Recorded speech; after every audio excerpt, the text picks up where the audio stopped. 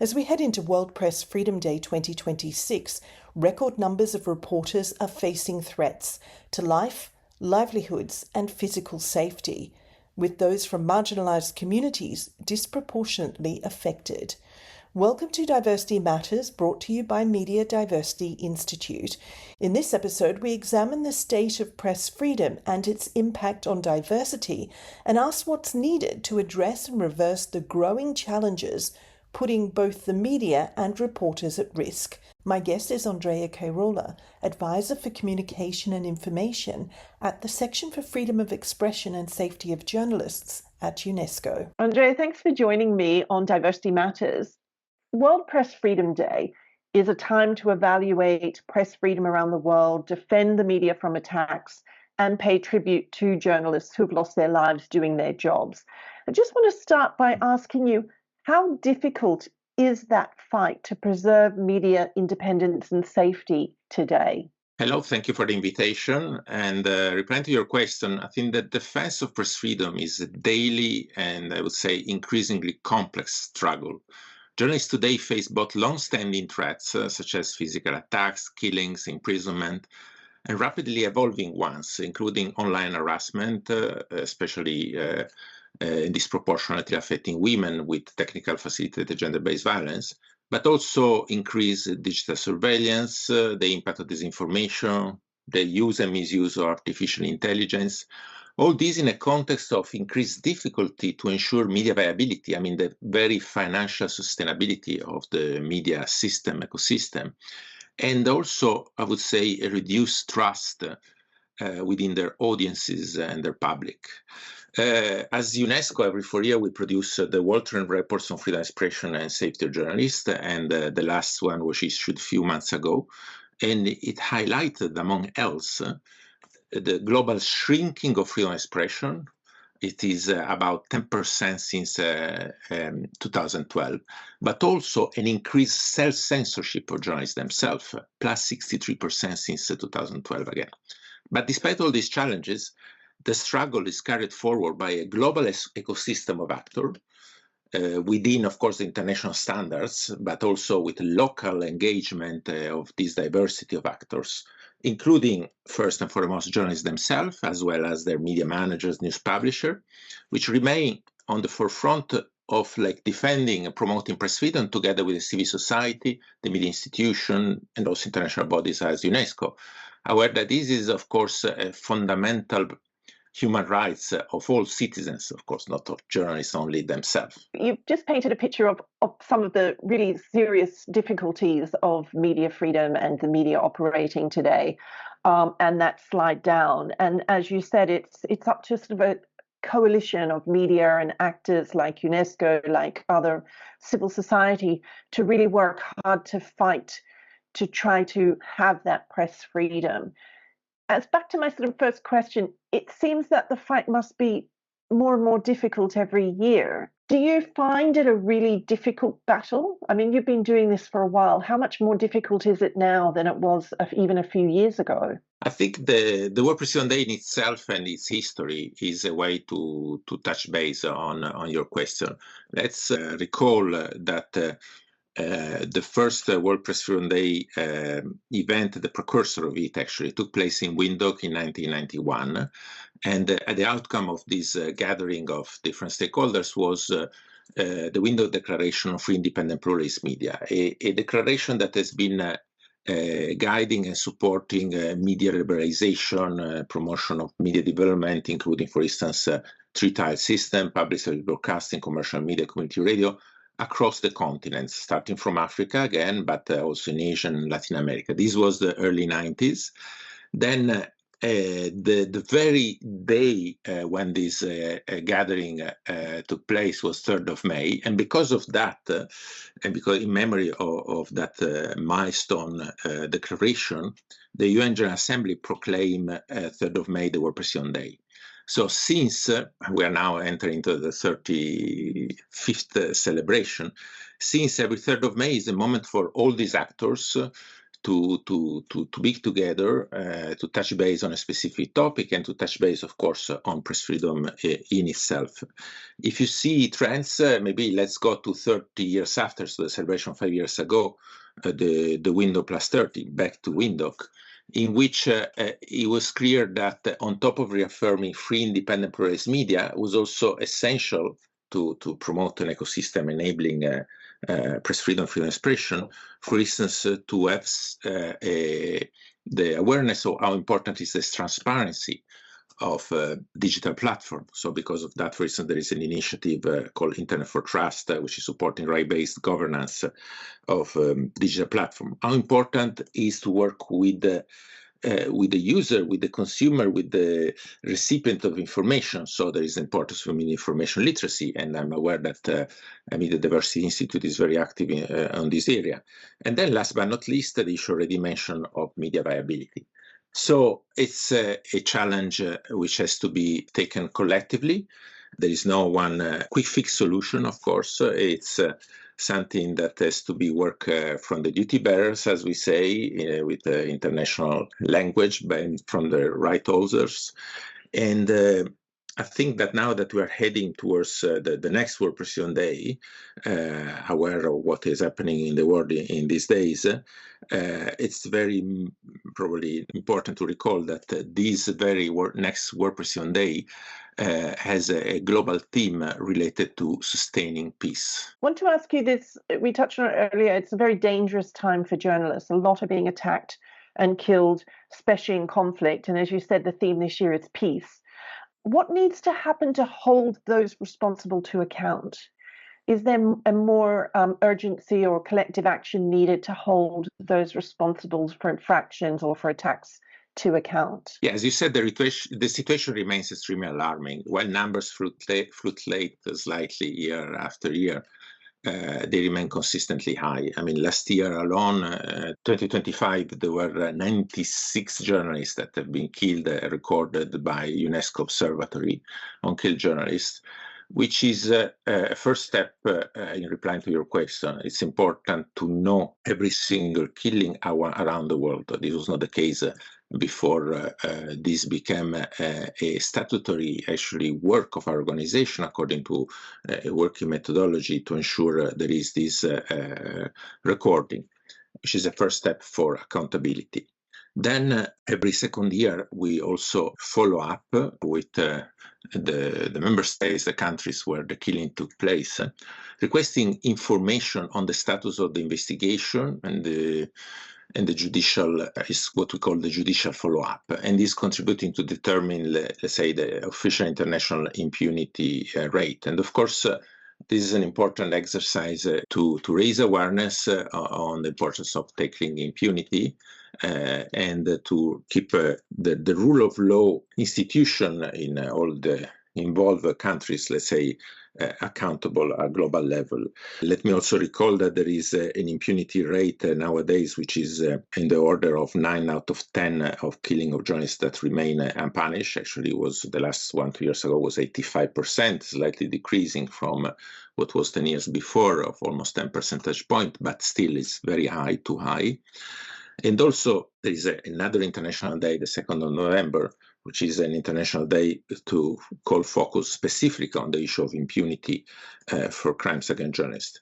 For all crimes, of course, we refer to the killing of journalists, which is the ultimate form of censorship, but also it's important to monitor all other forms of attacks, whether legal, whether physical, whether online harassment.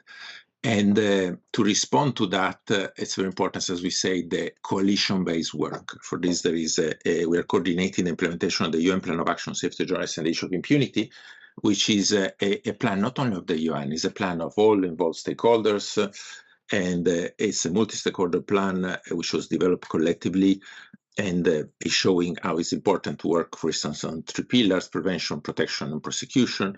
It's important to work with duty bearers, for instance, training judges, police, prosecutors, but also it's very important, of course, the advocacy, the global awareness. It's important also the various forms, for instance, of pursuing investigation also beyond the judicial system. For instance, there is increasingly global collaborative investigative journalism around cases of attacks against journalists. I want to move on to something that is of interest, obviously, to Media Diversity Institute, because we deal with the media and inclusion and diversity. So I wanted to get a quick sense from you of the impact of everything you've been talking about, all of the challenges on, as you said, consumers, the public, on that kind of diversity of voices in the media. Yeah, absolutely. So first, women journalists themselves, for example, face particularly high level of online harassment. You already mentioned that, gender-based violence.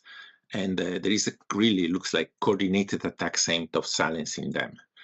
But then also it's very important to remind the journalists from marginalized community that also encounter structural barriers, including reduced access to resources and increased exposure to threats. So clearly the current situation disproportionately affects the journalists from all these various categories. But also it's important to recall on the other side, on the side of consumers, what is sometimes referred to as the local news desertification.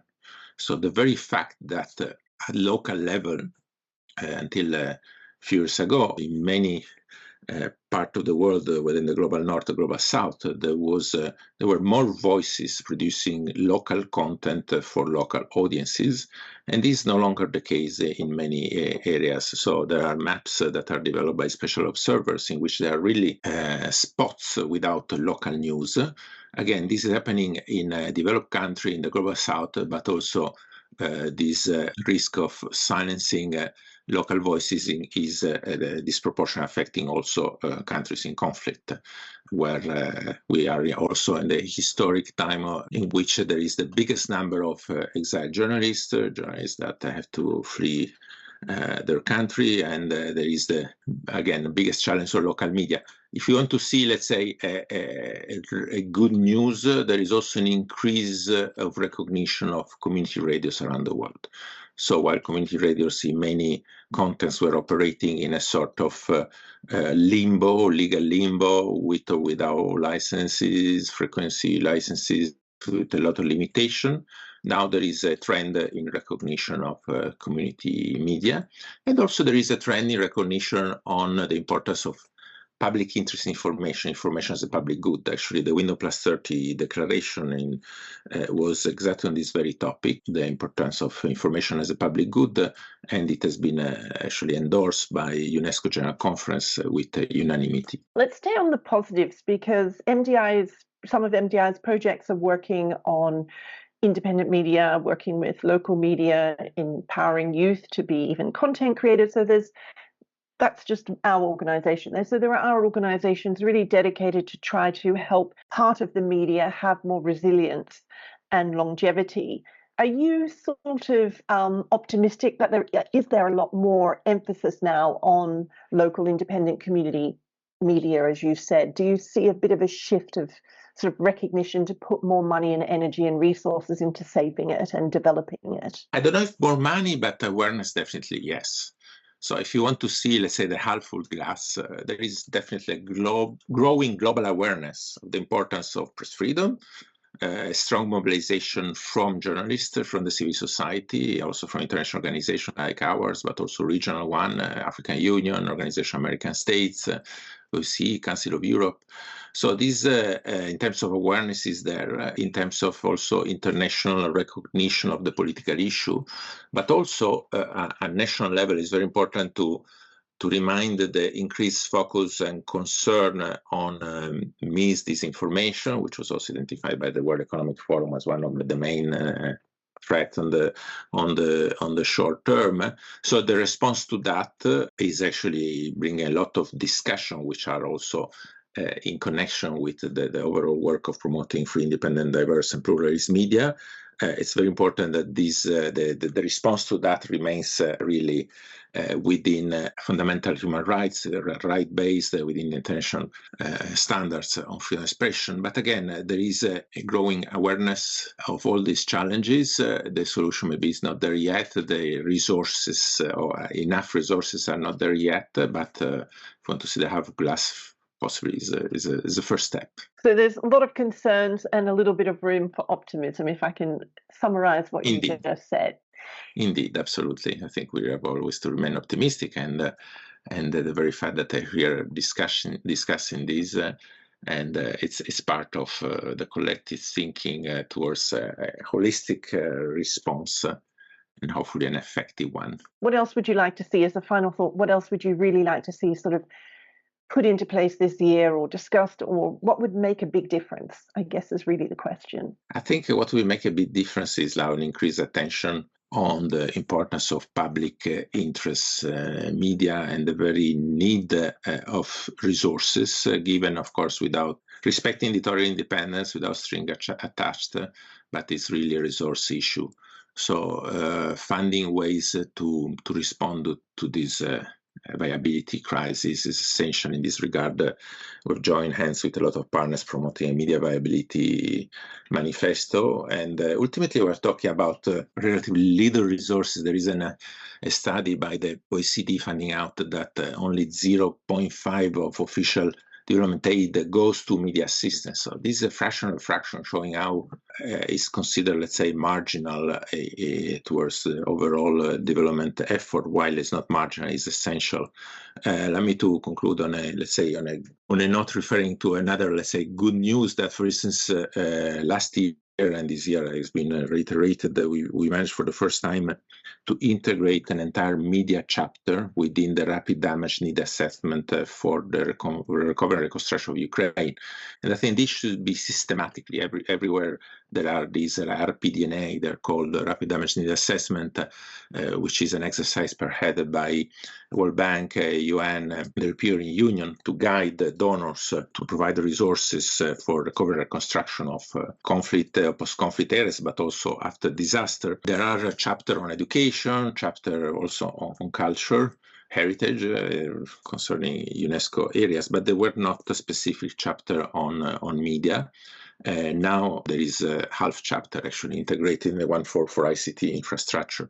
So it's very important that this is systematically integrated, and hopefully this 0.5, which is possibly also declining, will instead grow. Because as you said, it's important for the local media, the independent media, to have that inclusion and diversity. So local communities have their own news, they have a platform for their voices and their issues. So I think that's a really nice note to conclude our discussion. Thank you so much for joining me to talk through so many of those issues. Thank you very much to you. My thanks again to Andrea Cairola from UNESCO for his insights into the challenges facing the media on World Press Freedom Day. That's it for this episode of Diversity Matters, brought to you by Media Diversity Institute. You can find out more information, stories and reports on issues related to the media and inclusion on our website. I'm Tanya Sakzewski. Thank you for joining me. I look forward to your company again. Take care.